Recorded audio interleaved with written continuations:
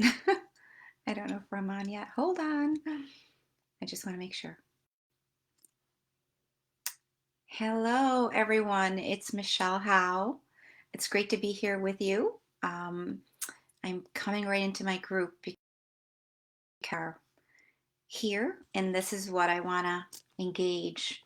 And I want to get most of you to contribute, to share, to embody what it is to be an empath in a way that allows you to flourish and to feel good every day. Um, I know there's a lot going on. There's always a lot going on, right? Since I began this journey consciously about 12, 13 years ago, there's always been a lot going on. At every step and every turn, um, I was challenged. People around me were challenged in our own unique ways. So, for that reason alone, not much really has changed. I mean, I've gone through periods where physically I couldn't I ended up with the flu at one point and very, very sick. You would think that it's all like regular human type things, but in my opinion, every time that we are, hey Cal, every time that we are clearing something, sometimes our body needs to do that by becoming sick.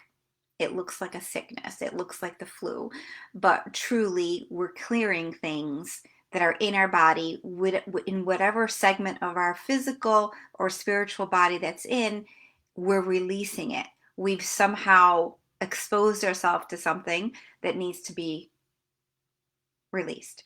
So, people are always into the physical part of it. Sure, we have antibiotics, sure, we have things that help the physical body, but because I look at it as a whole combination of mind, body, spirit, there is a gift to anything that we go through because really, if we're ascending, which we are, ascending meaning we're embodying more lighter frequencies. We're embodying and channeling more of who we truly are as opposed to the identities that we've been accustomed to living in. Me as Michelle and you as you, and the limitations that I might have imposed on myself, or the grandeur that I might have thought that I was or am, or the labeling that we do serves maybe, all right, but it also limits because then we become so identified with that is our truth. Like you could even bring into the fact, so identified with being an empath. What does that mean? I've been making it a practice of going into a lot of different groups lately because I want to see what exactly is going on. I know in mine, I keep things pretty, I streamline a lot of what happens in this group because I don't it's a safe place, and it's a place for me to serve you and to share with you. It's not a place for to be hijacked by the agendas of other people. All right, and not that there's anything wrong with that. I urge you to share your experiences and share your questions and your ahas, and let's see what your successes are. That's all good. I just don't want to so um, pervasive, good or bad. I want things neutral as what they are. So the group isn't going through highs and lows and triggered here and triggered there. So in that way, yeah. I mean, I'm very cautious when I talk to whatever clients I have, friends I have. I know what their wounds are, right? And I know where they're trying to go or where we all want to go. We all want to feel good, right? So how do we do that? How do I do that without making you slightly uncomfortable? It's not my job. My job is to bring you an idea, a thought in a way that you can accept it, work with it, integrate it into your own body. Then what? Clearing your energy body. If you're not a healer, you've never done any of this stuff, guess what? You probably are natural at it and you could do it on your own. But then again, there are some very advanced teachers out there that can attune you and show you some of the tools that they have, that they use. Still, it is your journey. It is for you to see what resonates, what's next. And when you start trusting that inner drive, that inner direction, and you start looking for the synchronicity, I can tell you that life is nothing but synchronicity. I watched this happen when I was awakening about 12 years ago. I watched, I want to say heaven and earth kind of stopped.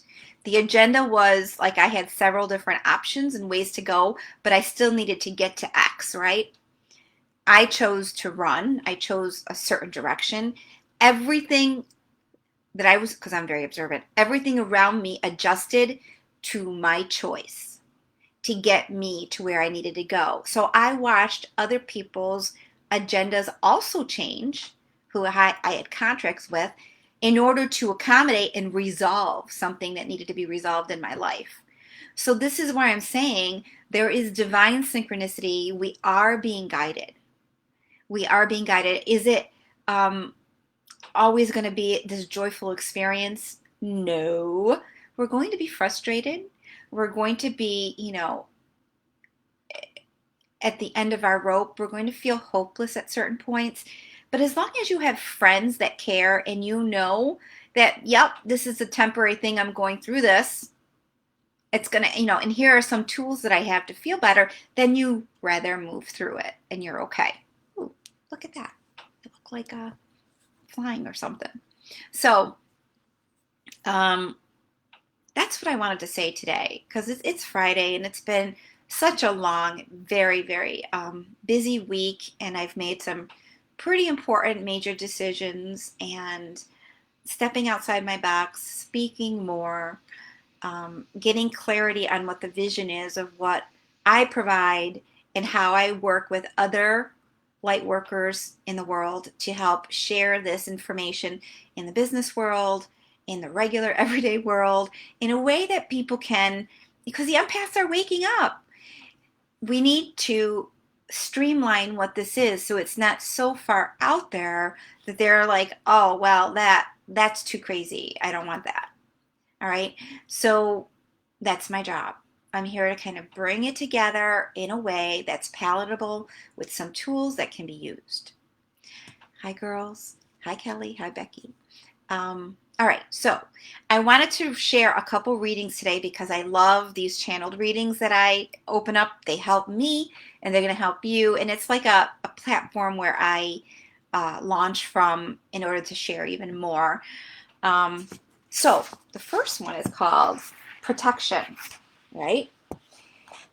And it reads this way: to feel protected is to count on God, to count on us up here to help you through each moment of your journey. Wherever life passes, whatever you go through, count on us. We from up here have the ability to help you, to guide you. Count on us to guide you along every path that you intend to take.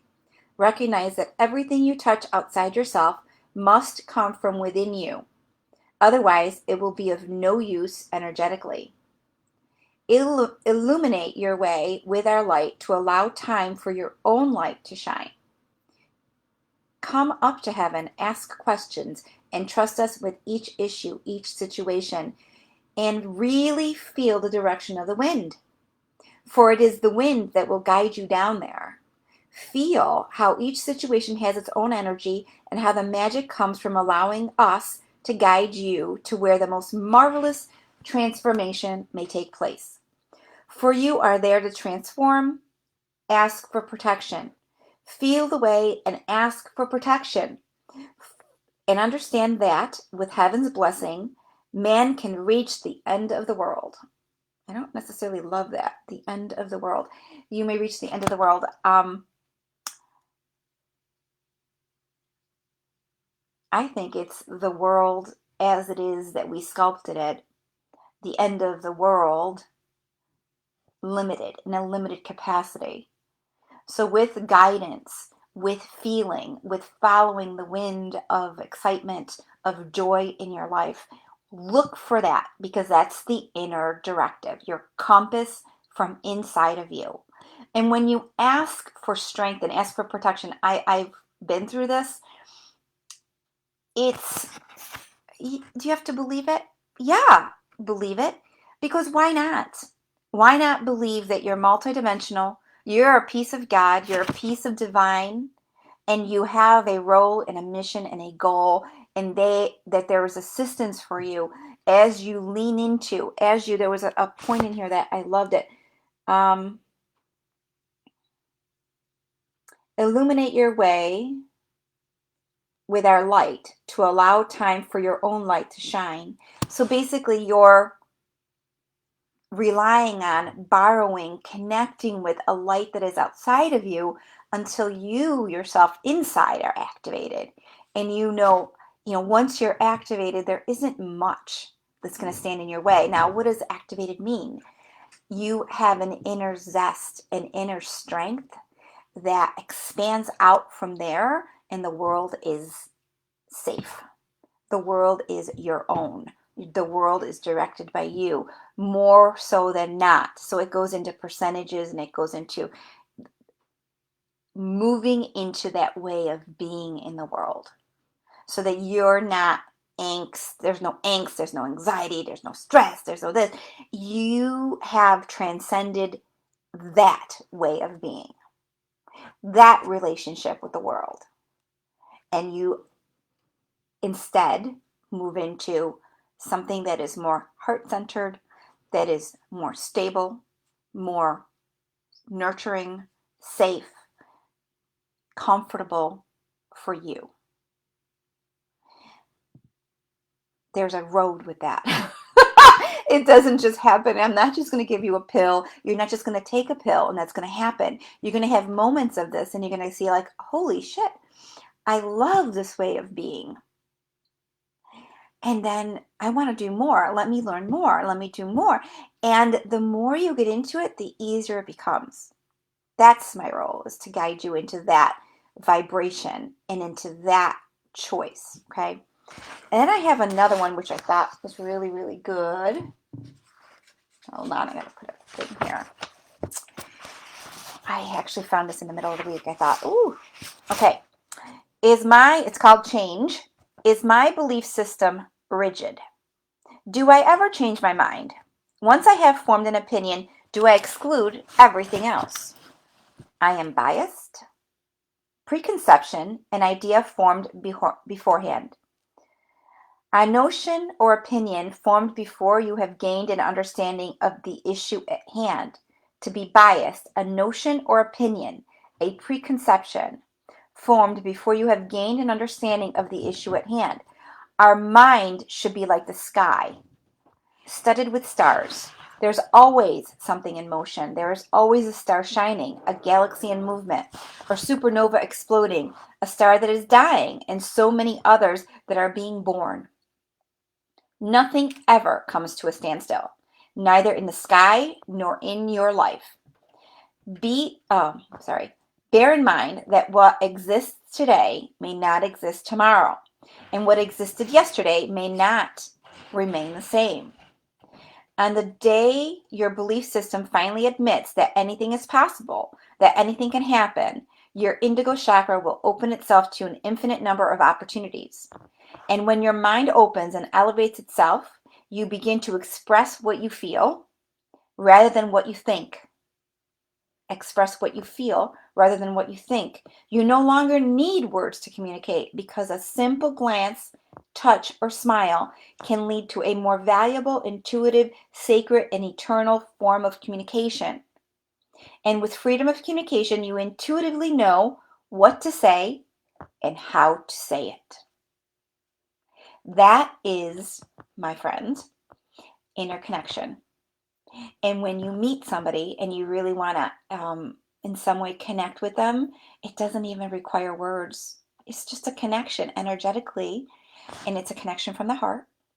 And then, what needs to be said will be said or will not even include words. It's a feeling. You're holding a hand, you give someone a touch, there's no words. It's a feeling. You're not alone. I'm here. I love you, right? And when we look and we label and we try to understand everything from thought, it's limiting. It's not at all how wonderful. It doesn't hold a candle to what you're going to intuitively feel when you look at something, think of someone, engage with somebody, or whatnot. All right. So keep that in mind. I like when it said, our mind should be like the sky, studded with stars, opportunities, potentials, brightness, right? It's, during the day, it's bright with the sun, and at night, it's beautiful with the dark blue and the stars showing up. So it's expansive. It's an expansive way of connecting with life. So, um, I just wanted to share that with you because I think it's important for each of us to understand that nothing is ever going to stay the same.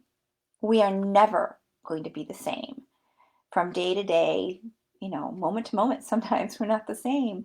But innately, if we can hold that stillness point, we can accept the changes as part of the journey instead of resisting. Because in the moment of resistance,